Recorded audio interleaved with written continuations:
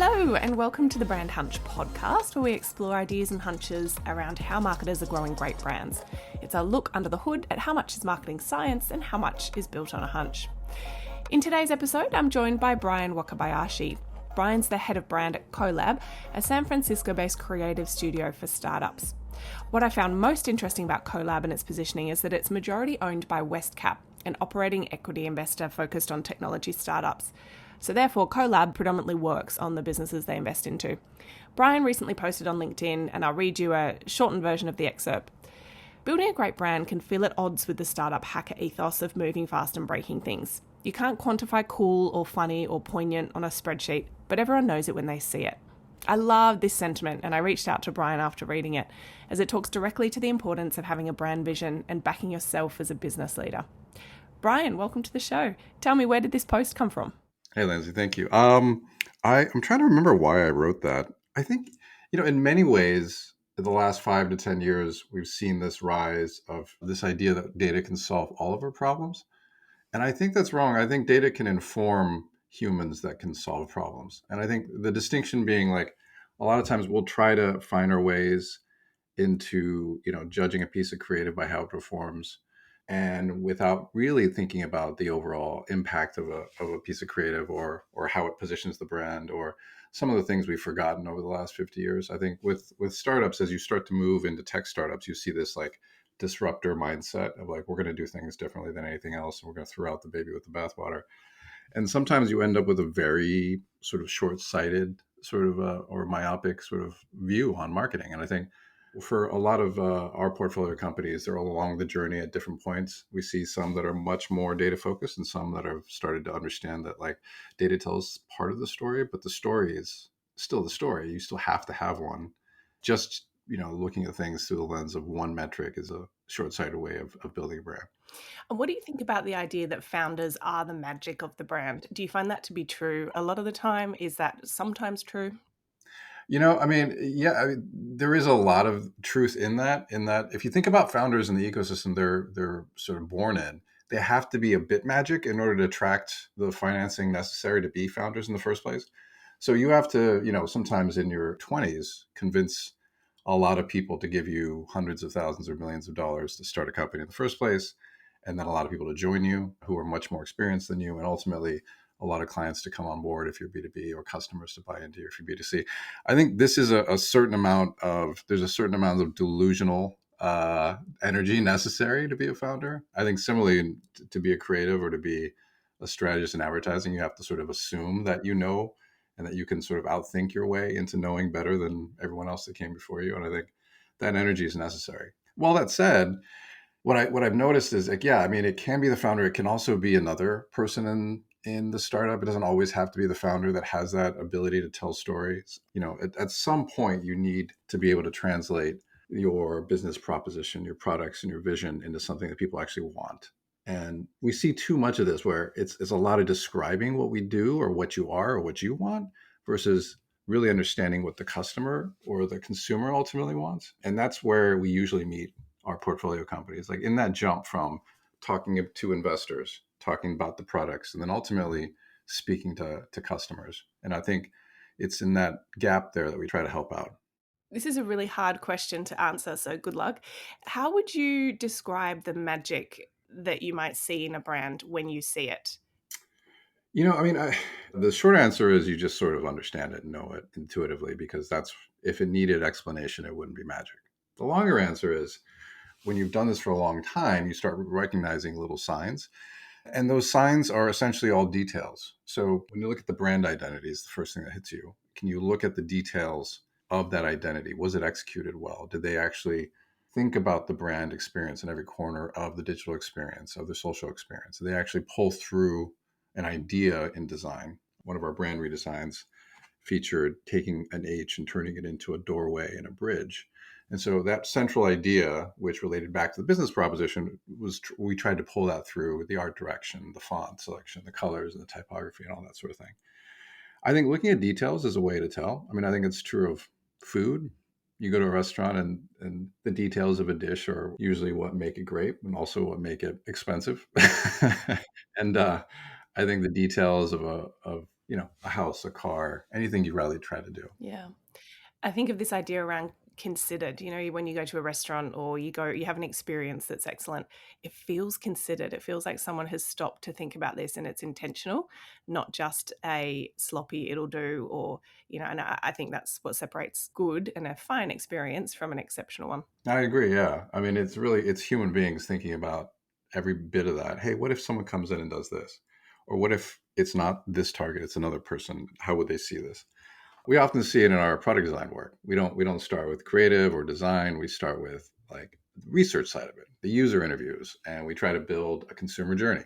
And inside that journey, at each moment, we try to figure out like what is that person thinking, feeling? What are the 100 things that they might need, want, be distracted by? When you do that, I think you're able to start to really understand that like these are the things we have to design for. And that's where you get that feeling of things being considered. Like maybe you came in for one thing and then you changed your mind.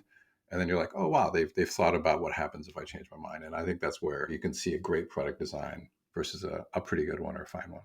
Have you ever undertaken research and had a bit of a hunch that either it's not applicable or it isn't going to suit the end customer, or maybe found out later on launch that the customer's not responded in the way that you thought they would? Or have you always found research to step through to be the correct path forward? I mean, yeah, every time you start research, you find something you didn't expect to find, right? And if you find nothing that you didn't already know, you probably weren't ambitious enough in the research design. All that said, I think it's not uncommon to come in with some sort of preconceived notion about your consumers. Like, so one of our portfolio companies, B2B, their main target is financial advisors.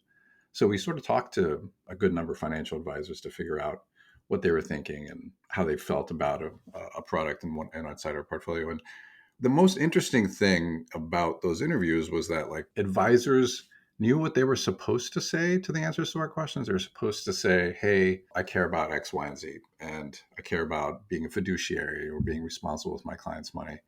But when you start to break down and you gain trust, you start to like be able to sort of push on that a little bit. You start to see some of the insecurities. And even though financial advisors are supposed to always project a certain amount of certainty and confidence, the reality is they don't know what's going to happen in the future. And then you start to see, oh, I'm not sure if I'm giving the best advice, or I'm not sure if these products are going to be right for my clients. I'm also not sure if I don't evolve fast enough with the new alternatives and all that sort of thing, if my clients will see me as an expert.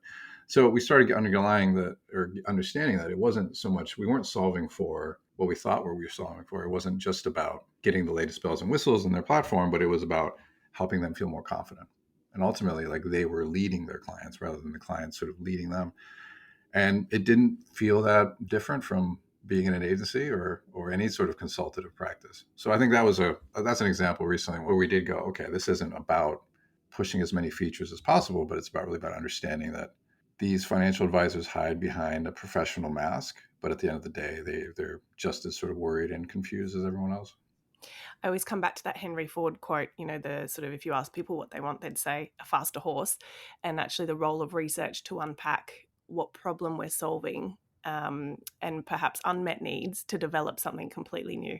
And it sounds like the role of research throughout your projects is doing just that. I've actually, in my career, come to really respect and appreciate great quality researchers and the power of research. I think I came into my early career as a creative, in a creative agency space, sort of thinking, oh, that's a lot of time and frankly budget used to kind of not even create much stuff. And actually now the whole idea that if you sort of you start a few degrees off, you might end in a very different place. Have you found the same with research? Yeah, I mean, great research is fun. I mean, I started my career, I worked in the mailroom and I was the executive assistant two, which meant I reported to the EA, which reported to the head EA, which I was the lowest person on the total pool above interns. And one of the first things I got roped into doing was research. So I would transcribe focus group audio and do man on the street interviews and get people to fill out surveys for coupons. And this was over 20 years ago. So when we still did surveys with clipboards. I think the research side of it is one, the two things I've learned about research is one, it's about what you ignore. When you do a day of focus groups or a lot of surveys, you start to see a lot of data you ignore because A, it's not important, or B, it's an expected answer. People know how to answer a question. Sometimes they answer it with their heart's intent. Sometimes they answer it because that's what they think the expectation is. Two, you can't just give research to people and expect them to know what to do with it. You really need to transform it into something useful. People overuse the word insight, but you have to at least add a layer of analysis and recommendation to it. And that's when it becomes powerful. Early on, I had this creative team.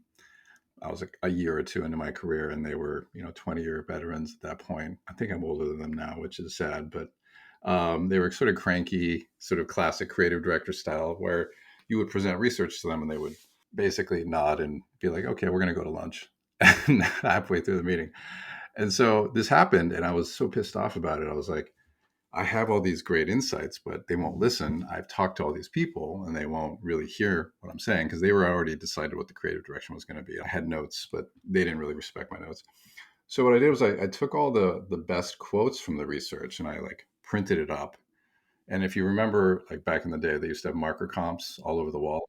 And a good sort of creative team would have an office space. You'd just see piles of like half-assed, like headlines and drawings. So I went in there while they were at lunch and I like pinned a bunch of quotes amongst the marker comps. And I mean, I think they found it kind of annoying and arrogant. They didn't say anything bad about it, but years later, I think, or not years, but it was like weeks later, like the campaign was finished.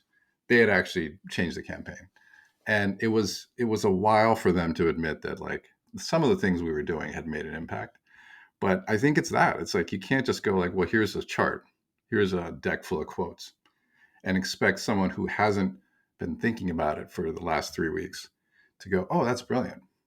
Now you really got to sell it in, or if you can't sell it in, you have to like sort of inject it into the creative conversation in a way that might be obnoxious, but you have to sort of get it in there somewhere. And then you'll see it in the work. Sometimes it's easy. You just tell them like, hey, this is what it is. I also don't like it when people just take my word for it a bit. It's like it means that they're not thinking hard enough. Like if they just believe the strategist, it's kind of like, well, no, push back a little bit. Like let's have a conversation because there is a give and take. Like I might be wrong too. So I mean, I think it's something in there. I think it's what you do with the research rather than the research itself. It's an interesting juxtaposition between sort of backing your ideas and feeling confident in the root of the thought, but also potentially the humility of recognizing with research that you don't know everything, and actually the power is probably in not knowing and being okay with sitting with new ideas that perhaps challenge old conventions. It's an interesting juxtaposition. Yeah. I mean, I think there's like different kinds of research. There's research that uncovers something big that you haven't thought of, which is rare.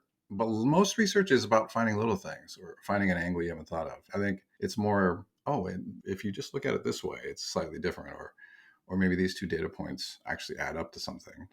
How do you define a great insight? Uh, it's like I see this conversation a lot on strategy LinkedIn. It used to be strategy Twitter, and now it's gone. A lot of us have abandoned Mr. Musk's weird, chaotic platform these days. But a former boss used to say that an insight is at once obvious and completely unsaid prior to that moment. So there is a quality about it where when you articulate it, people go, oh, yeah, it's true. There's like a sort of intuitive truthiness to it. But at the same time, it hasn't been articulated in quite that way. That's usually the stereotypical sort of like brand strategy or communications insight where you can say something like technology meant to bring us closer is actually driving us further apart. And you go, oh, wait a minute, there's something there. I think a lot of times for me though, I have a broader definition in that, I feel like we're too precious about insights. Like not every insight has to be a built-in tagline and campaign. I think there are insights that are, hey, we didn't notice this, but this is an interesting thing. One of our portfolio companies is a search firm. They're called Hunt Club. They're a tech-enabled search platform, talent platform for mostly tech startups. And they work with bigger clients and smaller clients as well, but a lot of tech startups use them. We did some brand design work for them, so brand identity design. And in the early conversations with them, we discovered something which was unlike a lot of talent search firms, 70, I think, 70 plus percent of their jobs were new jobs. So they were recruiting for roles that didn't exist in the company prior to the search, which was an interesting thought for us. We're like, why is that so? And they're like, of course, well, we work with a lot of startups, and so they're growing. And I go, Yeah. that's interesting, but it's also a problematic thing when you're like, every job is a new job that didn't exist before, and that would throw some candidates. But the kind of candidates they wanted were the ones that were excited by that. I get to define this role. I'm the first performance lead, or I'm going to establish the practice and make it my own. Yeah. So that's where we landed the strategy. It was all around this idea of find your future. And the full sentence was find your future CMO or find your future whatever. But the idea there was like, it was a message to companies about finding the future of that function or finding the next level. But it was also a message to candidates. This is where you're going to establish your first role as VP of marketing or head of sales or head of analytics. So I think that was sort of the thought. And I think that's the kind of thing it's not a huge aha to go, oh, most of your jobs have never been done before, but in that company. But it was just enough of a pivot to go, okay, this is where we need to really land this idea. So I think that could be an insight too, even though that's just a stat ultimately. Yeah. So I find it really interesting that a PE firm would invest in essentially a whole marketing, almost like a whole marketing function within the business, helping to support and ideally sort of rocket power the businesses you invest in. How did it come about, and how does your role fit in? I mean, I definitely didn't help it come about. I think I would say that a lot of the credit belongs to our founder, WestCap, LT, or Lawrence Tosi. Everyone calls him LT. I think LT is one of those rare CFOs who sees the financial value in creativity and can translate it to other sort of financial people. And well, he himself has a long history in Merrill Lynch, Blackstone, Airbnb. I think always in sort of financial roles, I think he's in now WestCap, he's always been able to sort of understand the value of it intuitively. And I think that's something you just don't get a lot of investors. So that ethos runs through the organization, and I think, and it's not just creative; it's just thinking about the value of product, marketing, sales, engineering, and just sort of like operators in general. So LT has a vision for WestCap it was grounded in the idea that we're going to invest more than capital, that we'll do a better job of due diligence finding the right founders and startups, and then we'll invest money, but we'll also invest expertise.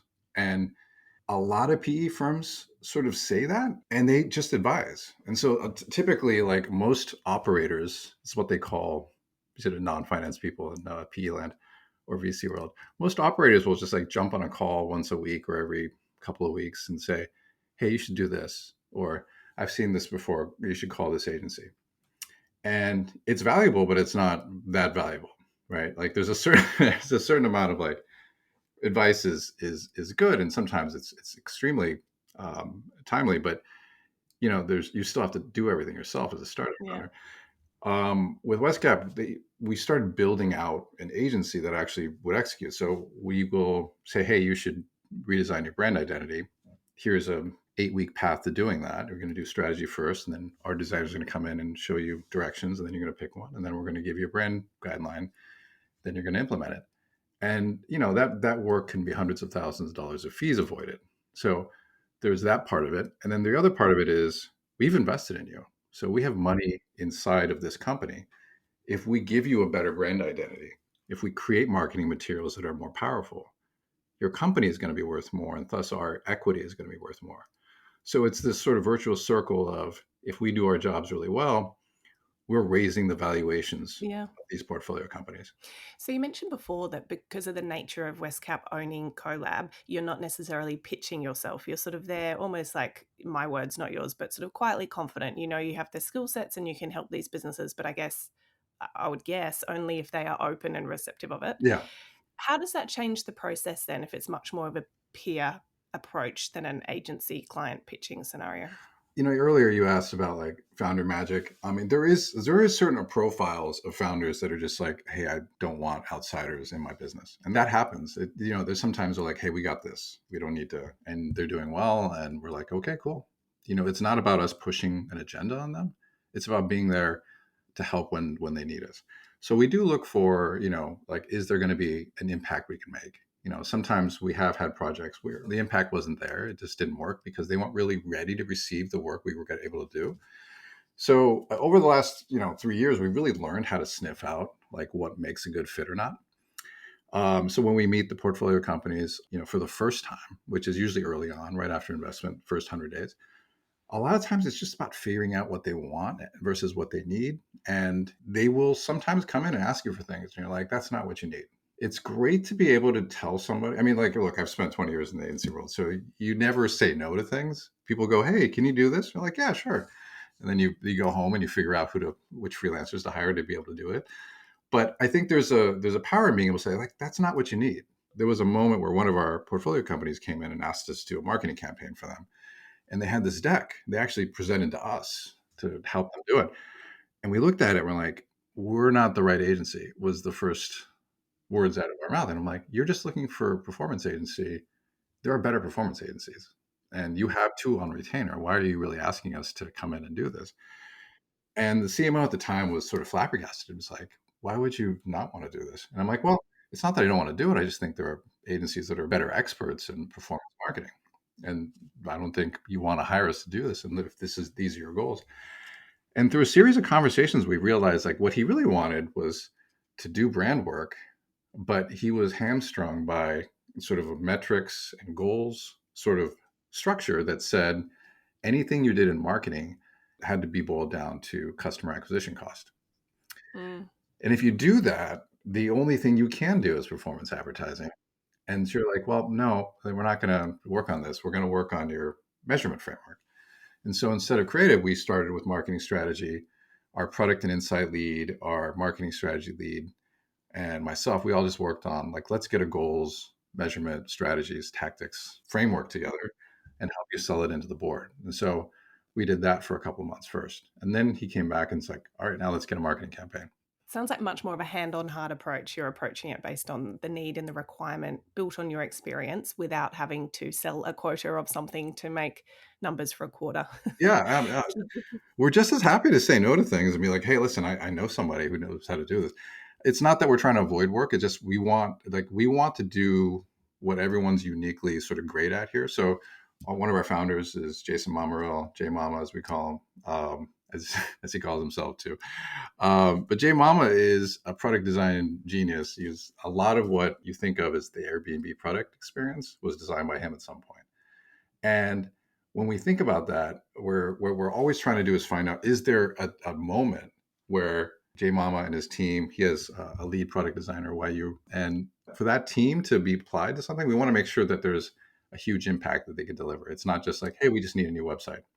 Yeah. We're trying to find those moments where like those talents actually make a difference rather than just keeping them busy. I think it's easy. There's a lot of portfolio companies right now that we can work on.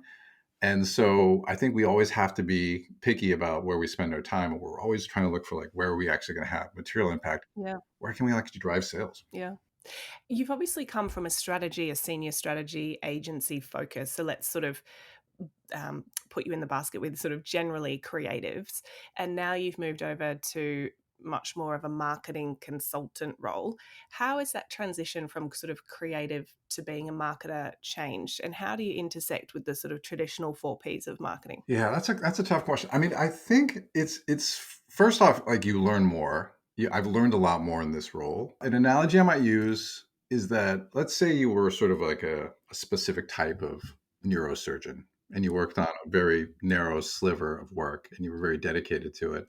And then suddenly you found yourself in like the army as a field medic and you're just like, okay, well, this guy's got a broken leg, this person has a bullet wound, and like you're just trying to, you're a much more simple, basic, straightforward practice of your craft. So strategy is largely, I would say, it's not that it's unnecessary, it's just not really consumable by startups. So if you give them like a big strategy presentation, they're not going to be able to apply that to a team of marketers and agencies waiting for that strategy to go execute it because that team doesn't exist.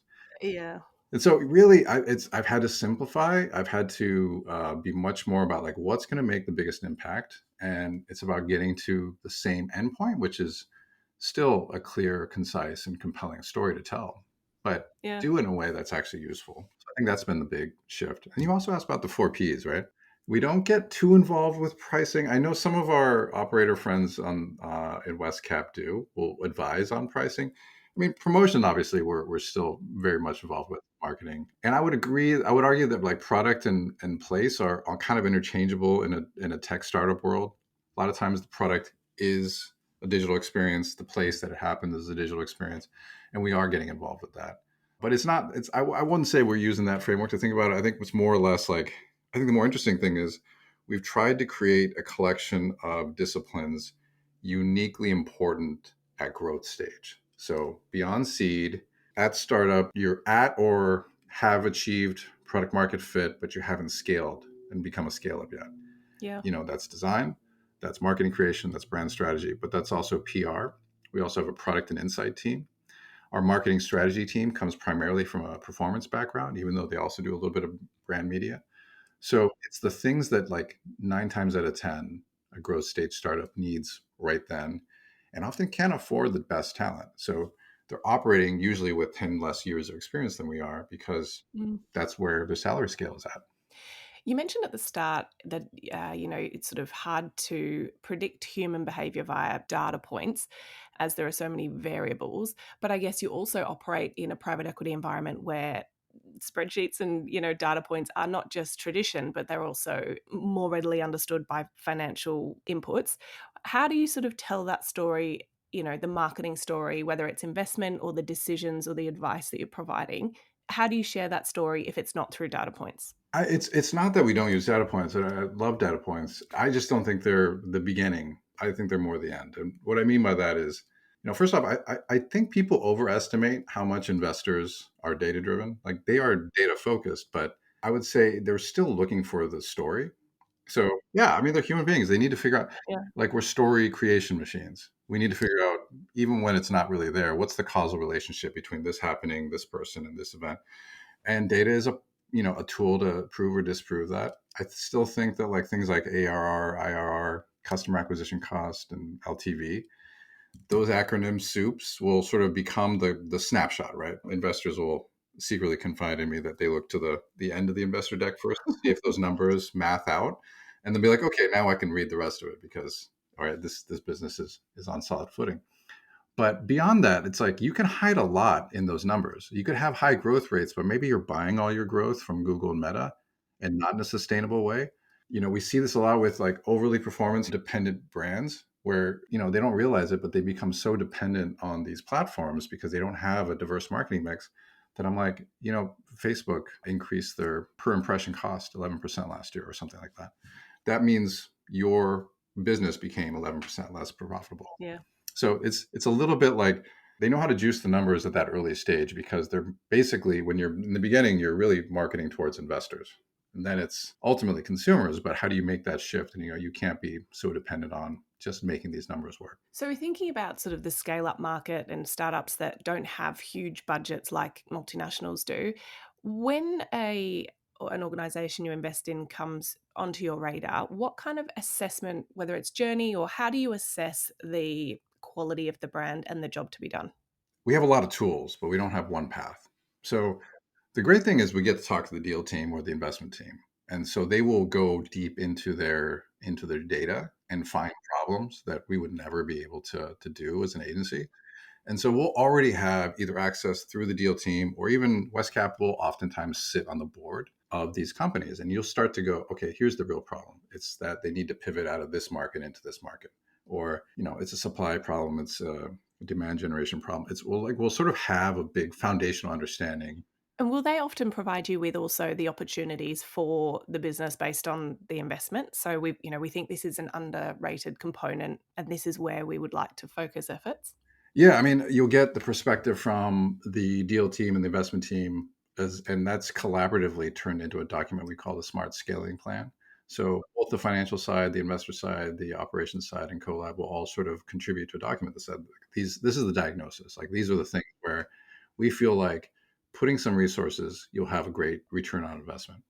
And sometimes those are spot on, and sometimes you get into it and then you realize actually there's this other issue here, Yeah. and you find those and you just sort of have to adjust and move on. One of our best tools for that, like when we start on a piece of business, we'll start with something called a brand toolkit.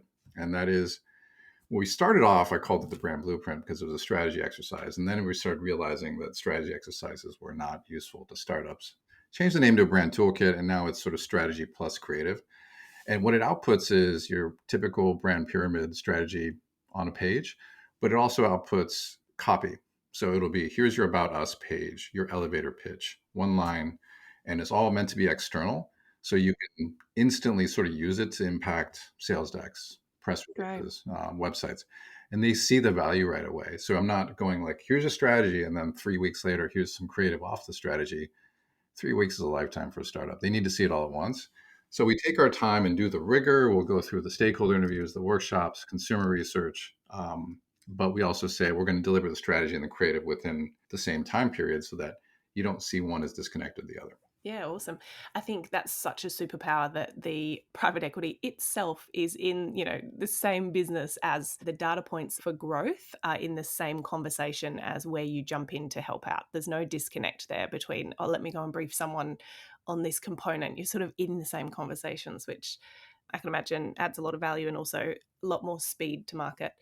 When you think about CoLab's customers of tomorrow, so say companies you may be working with in a few years, so working backwards, probably by nature they have less funding, maybe a smaller team, maybe zero marketing budget. What are things that you think they should be focused on, one or two things that they could get right early on that would really help you a few years later? Yeah, I mean, it's interesting. We just work with a two-person startup that is coming out of Y Combinator. It's sort of a friend of the family in that one of the founders used to be a WestCap employee and went off and did this. So we worked on it. It was mostly just to help them out. We didn't charge them too much. We do have external clients that we service. We don't have that many. We try to be picky and work with people that are doing something really innovative or that we like a lot. But it was interesting. So working with a two-person, barely out of Y Combinator sort of startup, you start to realize that the thing that is most important is narrative. Your story is your pitch deck, the way you gain the next round. Your story is how you gain clients. Your story is how anyone remembers you, because mostly you don't have media. You're just basically PR and meetings. And you're not going to get much else out there. If there's content, it's all mostly founder written at that point. It's very limited.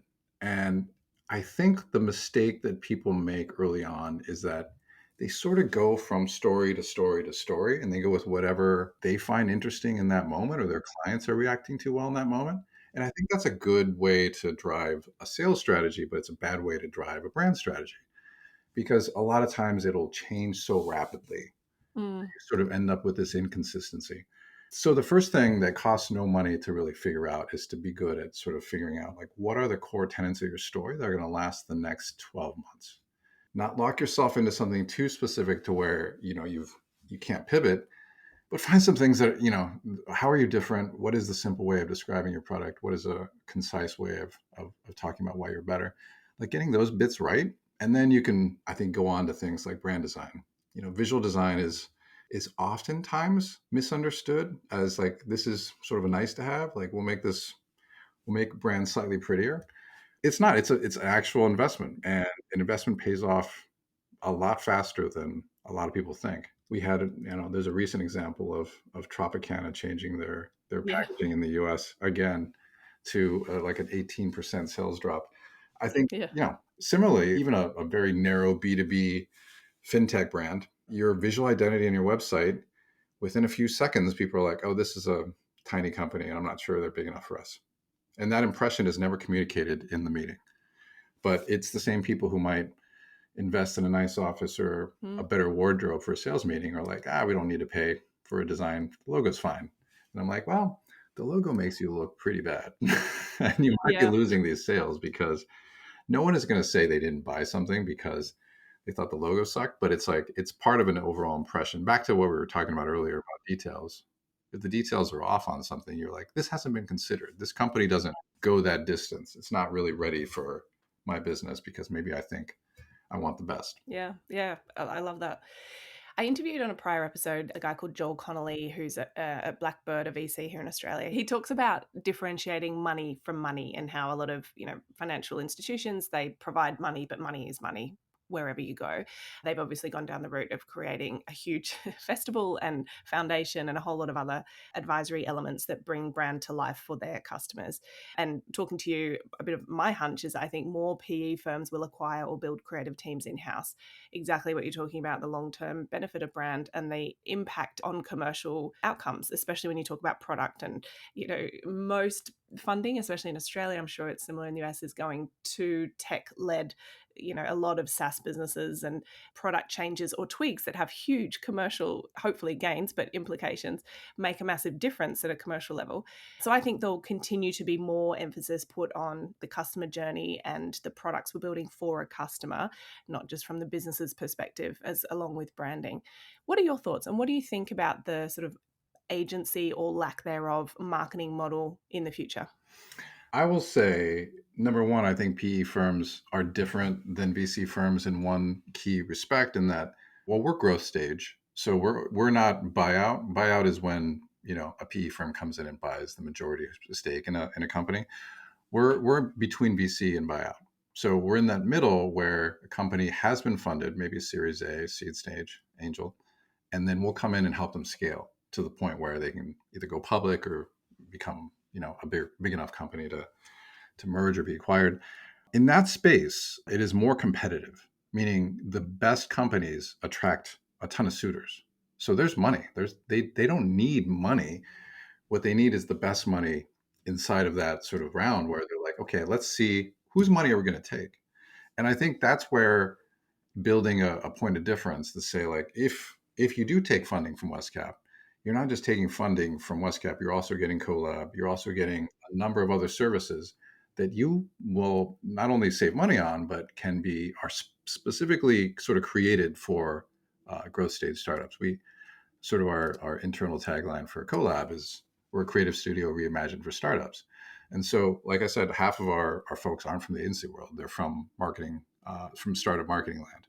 So there's a very specific product we're building and a point of differentiation we're building in PE. I think you'll see more funds do that. One of my colleagues attended sort of a conference where they're talking to other operating platform folks across PE and VC, and a lot of this is like, how do we differentiate ourselves in a sea of people with money and become sort of like a uniquely differentiated or distinctive sort of operator in that space. As far as how agencies fit into all this, I mean, I think, look, it's a strange time in the agency world. I think, depending on the market you're in, we're seeing kind of declines in billable hours across the board. The world that existed before was that you wanted to get, an anchor AOR client that was a lot of money and a lot of work, but it kept the lights on. And then you started to build in medium and small size clients around it. There just aren't that many RFPs. When I was at McCann, I did a study about the last 5 years of RFPs, and I showed every year the quantity and the quality of each of RFPs were declining for the West Coast over a 5 year period, like devastating. Yeah, well, I think that's in housing. I think that's consultancies like, Deloitte's of the world sort of coming in and offering these services. And now it's AI, now it's even PE firms. What agencies do, I think is important, but I think it's like where we do it and how we monetize it is changing, because mm, CoLab isn't, built on billable hours. It's built on how much can we accelerate effective work. population growth. Yeah. Yeah. I like to see that. It might work, it might not. We have looked and we haven't seen anyone doing exactly what we do. But if it does work, I'm sure it will become a very common model. If it doesn't work, then we'll try something else. But I think the power of creativity, the power of strategic thinking, and all those things, I think will still be valued. But how it gets compensated, whether it's in house or through a giant consultancy or PE firm, I think we should be trying these things, because I think the life of an agency person is interesting, and Yeah. that's what's kept me in it all these years. It's been more fun than having a real job. Yeah. To your first point, I think it's really interesting around like, where is the most valuable money, outside of the dollar value of the money, how a startup can choose to align itself with the most valuable money from a consultancy or opportunity perspective. Yeah. And to your second point, I completely agree. I think competitors to agencies are not the landscape they used to be, as in direct other agencies as competitors. And I think for us as an agency person, engaging and employing interesting people that follow the problem and look at the solution through different lenses, for us anyway, is a more interesting problem to solve over time than just it having to be, through a certain medium or on a certain channel or in a traditional way. And that's a bit easier said from a smaller agency than a than a large one. But to my final question, I'm really interested on your perspective here. Prior to your career at CoLab, how much of your career would you say was growing brands via gut instinct versus marketing science? And has that changed in your current role? I mean, the easy answer is it's mostly instinct. I mean, I think the value of experience and skill in agency world is not so much whether you've read the latest report or up on the latest lingo from marketing science.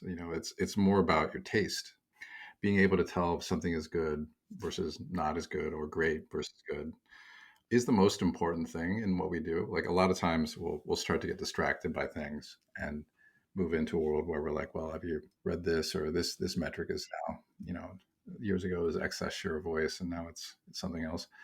I think that, like, understanding those frameworks and marketing science is important. I've worked on, giant corporations that had billion-dollar ad spends across the world.